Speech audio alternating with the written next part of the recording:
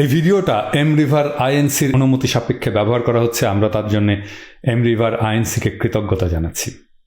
এখানে দেখতে পাচ্ছেন নদী যখন স্বাভাবিকভাবে নিজের চলার পথ করে নিয়ে বয়ে যায় তখন সে ইউনিফর্মলি তার সেডিমেন্টকে সমানভাবে বা পলিকে বহন করে নিয়ে যায়। দেখেন এই পলিকে সমানভাবে বহন করে নিয়ে যাচ্ছে। এই নদীর স্রোত, পানির পরিমাণ, ভূপ্রকৃতি আর বয়ে আনা পলির পরিমাণই নদীর গতিপথ ঠিক করে। এই জন্যেই নদী আঁকাবাঁকা হয়ে প্রবাহিত হয়। এখন দেখেন আমরা নদীর একটা অংশকে বন্ধ করে দিলাম, দেখেন কি ঘটে।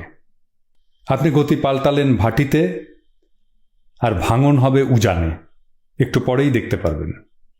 নদীর খাত ছিল একটা, হয়ে যাবে দুইটা বা তিনটা, কারণ আপনি শুধু একটা জায়গায় নদীর স্বাভাবিক স্রোতকে বাধা দিয়ে নিজের মতো করে প্রবাহিত করতে চেয়েছেন।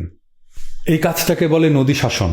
ব্রিজ করার সময় এই নদী শাসন করা হয় এবং এর ফলে উজানের নানা জায়গায় নদীর ভাঙন হয়, কারণ নদীকে শাসন করা যায় না, সে প্রতিশোধ নেয়। নদী নিষ্প্রাণ, পানির প্রবাহ না, এটার একটা রু আছে বা আত্মা আছে। দেখেন কিভাবে নদী ভাঙতে থাকে উজানে, শুধু একটা জায়গায় নদীর গতিকে বদলে দেয়। এই দুটো জায়গা দেখুন, নদীর খাত সরু হয়ে একটা জায়গা দিয়ে প্রবাহিত হচ্ছে, আর এক জায়গায় নদীর খাত তিনটা ছোট ছোট খাতে বিভক্ত হয়ে গেছে।